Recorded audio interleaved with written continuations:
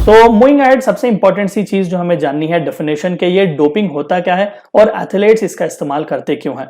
देखिए, एक international agency है वर्ल्ड एंटी डोपिंग एजेंसी, तो वो लिस्ट ऑफ ड्रग्स को मेंटेन करता है, लिस्ट ऑफ मेडिसिन को मेंटेन करता है जो बैन किए गए हैं। कोई भी एथलीट या फिर कोई भी स्पोर्ट्स स्टार जो इंटरनेशनल या फिर नेशनल लेवल के कॉम्पिटिशन्स में वो जाना चाहता है, वो इन ड्रग्स का इस्तेमाल हरगिज नहीं कर सकता। तो डोपिंग का माना यही है कि किसी भी तरीके के प्रोहिबिटेड मेडिकेशन को, ड्रग्स को या फिर ट्रीटमेंट को इस्तेमाल नहीं करना बाई स्पोर्ट्स पर्सन, ताकि उनके एथलेटिक परफॉर्मेंस को थोड़ा बहुत एनहांस कर सके, इंप्रूव कर सके। देखिए, ये नो डाउट ये अनएथिकल है, इमोरल है, क्योंकि यहाँ पर फेयर प्ले नहीं होता। और अपार्ट फ्रॉम दैट, ये डोपिंग की प्रैक्टिस जो है वो कई सेंचुरीज से भी चल रही है। पहले के जमाने में इस टाइप ऑफ हर्बल मेडिसिन वगैरह का इस्तेमाल हम करते थे ताकि थोड़ा बहुत एनहांसमेंट्स हो जाए, लेकिन मॉडर्न मेडिकेशन के आने के बाद आर्टिफिशियल तरीके से ये ड्रग्स कुछ ऐसे होते हैं जो इमेंसिवली एक एथलीट को एक कटिंग एज देते हैं बाकी के स्पोर्ट्स स्टार से, जब हम उन्हें कंपेयर करते हैं तो। और रिसेंटली ही कई ऐसे बड़े बड़े दिग्गज स्पोर्ट्स स्टार के नाम इस डोपिंग के केसेस में आने की वजह से सभी इंटरनेशनल लेवल पर जो स्पोर्टिंग अथॉरिटीज वगैरह हैं, उन्होंने अपना नजरिया जो है डोपिंग को लेकर बदला हुआ है और पूरे सीरियस कंसर्न्स के साथ वो डोपिंग के केसेस से अब डील करने की कोशिश कर रहे हैं। सबसे पहला अगर डोपिंग का केस मॉडर्न एरा में अगर हम देखें तो 1904 में आता है, जब पहली बार ओलंपिक गेम्स में एक रनर ने स्ट्रिचियन नाम का एक इंजेक्शन जो है वो लिया हुआ था, एक ड्रग उसने इस्तेमाल किया हुआ था ताकि उसके स्पीड में भी जो है एनहांसमेंट आ जाए और रिपीटेडली जो है स्पेसिफिकली एक स्ट्रेंथ उसे मिल जाए ताकि वो रेस को आसानी से फिनिश कर सके। तो this was actually the very first case जहां पर हमें डोपिंग के बारे में पता चला हुआ था। And apart from that, doping को हार्मफुल किस लिए माना जाता है? सबसे पहला, एक तो इमोरल है, बाकी के जो एस्पिरेंट्स हैं या फिर बाकी के जो स्पोर्ट्स स्टार्स हैं, उन्होंने नेचुरल तरीके से मेहनत की हुई है दिन रात। आप आर्टिफिशियल तरीके से अपने हार्मोनल थोड़े बहुत चेंजेस करवा के या फिर for a specific temporary time आप अपने फिजिकल स्ट्रेंथ को थोड़ा बहुत पुश करा के अगर वो रेस जीत जाएंगे तो ये पूरी तरीके से अनएथिकल होगा। लेकिन apart from that, severe adverse health effects भी यहां पर हमें डोपिंग की वजह से देखने को मिलते हैं और कई जगह पर प्रीमेच्योर डेथ्स भी जो है वो रिपोर्ट किए गए हैं। यानी कि जो खुद जो स्पोर्ट्स स्टार स्पेसिफिकली जो डोपिंग में रिलेटेड करता है या फिर डोपिंग से जुड़ा हुआ है, वो खुद की जिंदगी को भी यहां पर बर्बाद कर रहा है। तो इसे मद्देनजर रखते हुए सबसे पहली बार International Association of Athletic Federation वालों ने 1928 में पहली बार डोपिंग पर बैन लगाया हुआ था। लेकिन यह बैन इतना एडिक्वेट नहीं था क्योंकि उस वक्त में 1920s में हमें इतना नॉलेज भी नहीं था कि कौन से ड्रग्स मेडिसिन होते हैं जो इस तरीके से एनहांसमेंट करते हैं। अपार्ट फ्रॉम दैट, तरीके भी हमारे पास टेस्टिंग के एडिक्वेट नहीं थे। लेकिन सबसे मेजर बैन 1967 में आया हुआ था जब इंटरनेशनल ओलंपिक कमेटी ने पूरी तरीके से डोपिंग को बैन किया हुआ था। एंड 1999 में पहली बार इंटरनेशनल ओलंपिक कमेटी ने एक इनिशिएटिव लिया और वर्ल्ड को एक रेगुलेटरी बॉडी जो है वो दी हुई थी डोपिंग से रिलेटेड काम करने के लिए, world Anti Doping agency. So this is how one of the most powerful anti doping agencies in the world came into existence. तो एज ऑफ नाउ वाडा जो है यानी कि world Anti Doping agency backbone माना जाता है पूरे एंटी डोपिंग लॉस के लिए। टेस्टिंग वर्ल्ड वाइड किस तरीके से चलते हैं और नेशनल लेवल पर भी स्पोर्ट्स के एकेडमीज हो, स्पोर्ट्स के जो कोई भी इंपॉर्टेंट से ट्रस्ट वगैरह हो, उन सभी को रूल्स एंड रेगुलेशंस सेट करके ये देता है। रिकमेंडेटरी बहुत ही नेचर में काम करता है, स्टैंडर्ड्स वगैरह हमें प्रोवाइड करता है। और सबसे इंपॉर्टेंट एक्टिविटी वाडा की अगर हम कह सकें तो एजुकेट करने की, अवेयरनेस करने की लोगों में कोशिश करता है कि रिस्क क्या क्या होते हैं डोपिंग की वजह से। साइंटिफिक रिसर्च करवाता है डोपिंग के प्रैक्टिसेस में और एंटी डोपिंग कैपेबिलिटीज को डेवलप करने की भी कोशिश करता है। And apart from that, methods क्या क्या हो सकते हैं डोपिंग को टेस्ट करने के लिए, डिटेक्ट करने के लिए, उसके बारे में भी वाडा काम करता है।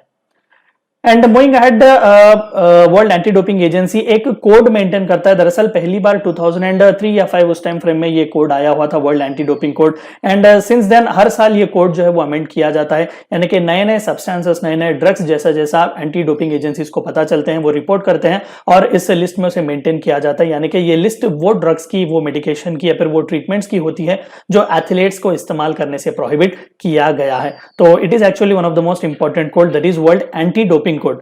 तो 2008 में वर्ल्ड एंटी डोपिंग कोड ने हमें एक स्टैंडर्ड सा डेफिनेशन दिया हुआ था कि डोपिंग हम कहेंगे किसे। तो यहां पर आसानी से ये दिया गया है कि एनी सब्सटेंस और treatment constitutes doping if it meets 2 or 3 of the following criteria. हमें तो यहां पर हमें 2 या 3 जो है रूल्स एंड रेगुलेशंस भी अगर हम फुलफिल कर सकेंगे दिए गए हुए ऑप्शंस में से, तो उसे हम डोपिंग की तरह कंसिडर करेंगे। सबसे पहला, इट एनहांसेस परफॉर्मेंस, किसी एक इंडिविजुअल एथलीट का परफॉर्मेंस में एनहांसमेंट होना। दूसरा, रिस्क होना चाहिए एथलीट के हेल्थ को। और तीसरा, स्पोर्ट के स्पिरिट को वो कॉन्ट्ररी होना चाहिए। किसी भी तरीके का ट्रीटमेंट हो, ड्रग हो एक्सेट्रा, उसे हम डोपिंग की तरह ही मानेंगे और ये एक सीरियस ऑफेंस की तरह भी देखा जाएगा। और ईयरली ये लिस्ट को पब्लिश किया जाता है अलग अलग सब्सटेंसेस और ट्रीटमेंट्स के मेथड को मद्देनजर रखते हुए कि कौन सी चीजों को हम अलाउ कर सकते हैं, वेरियस पेनल्टीज भी क्या क्या लगा सकते हैं अगर इस तरीके के डोपिंग के एक्टिविटीज में, वायलेशंस में स्पोर्ट्स स्टार्स अगर पकड़े जाएंगे तो। और कई एथलीट्स के ऊपर ये वायलेशन ऑफ कोड प्रीवियसली लगाया गया है और कई सीवियर पनिशमेंट्स भी उन्हें दिए गए हैं। कई बार ओलंपिक के मेडल्स भी उनसे स्ट्रिप किए गए हैं, स्पोर्ट्स के टाइटल्स भी उनसे लिए गए हैं और लाइफ टाइम बैन भी उन पर लगाया गया है। बहुत ही सीरियस कंसर्न इसे माना जाता है। अब इंडिया की बात करते हैं हम कि इंडिया में डोपिंग का क्राइसिस किस तरीके से है। भले ही दूसरे रैंकों में इंडिया टॉप आए या ना आए, डोपिंग की लिस्ट में हम टॉप 3 में हैं। तो पहला वर्ल्ड एंटी डोपिंग एजेंसी वाडा की रिपोर्ट के हिसाब से 2021 जो कि रिसेंटली दी गई थी, सबसे पहला रैंक रशिया को जाता है विद रिपोर्टेडली 167 केसेस, दूसरा जाता है इटली को विद 157 केसेस और तीसरा इंडिया को जाता है विद 152 केसेस। तो यहां पर आप देख सकते हैं कि कितना एक सीरियस कंसर्न और सीरियस प्रॉब्लम इंडिया में होगा। सो इससे रिलेटेड चंद इंपॉर्टेंट से एमसीक्यूज देखने की कोशिश करते हैं। सबसे पहला, the use of band athletic performances enhancing drugs is called as dumping, doping, duping और drinking and the correct answer is of course doping. World Anti Doping Agency कब एस्टैब्लिश किया गया था? 1992, 1997, 1999 या 2001 and the correct answer is 10th of November 1999। Headquarters of world Anti Doping agency कहां पर है? Montreal, Geneva, New York या Berlin and the correct answer is Montreal, Canada. Official languages of world Anti Doping agency कौन से हैं? And the correct answer is actually English और French, ये दोनों ही ऑफिशियल लैंग्वेजेस हैं वर्ल्ड एंटी डोपिंग एजेंसी के। International convention against doping in sports ये कब साइन किया गया था? 2000, 2002, 2005 या 2007 and the correct answer is 2005 on 19th of October। World Anti Doping code पहली बार अडॉप्ट कब किया गया था? 1998, 2000, 2003 या 2005 and the correct answer is 2003 and since then हर साल इसे अमेंड किया जाता है, नए नए सब्सटेंसेस को, ड्रग्स को यहां पर इंक्लूड किया जाता है। नेशनल एंटी डोपिंग एजेंसी कब एस्टैब्लिश की गई थी? 1997, 2002, 2005 and 2008 and the correct answer is 24th of November 2005। Headquarters कहां पर है नेशनल एंटी डोपिंग एजेंसी का? न्यू दिल्ली, कानपुर, चेन्नई या Kolkata and the correct answer is new Delhi.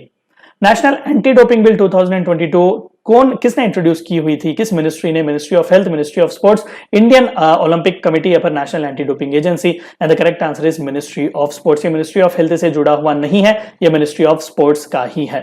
International Olympic committee ने डोपिंग को पहली बार बैन कब किया हुआ था? 1947, 1957, 1967 या 1977 and the correct answer is 1967।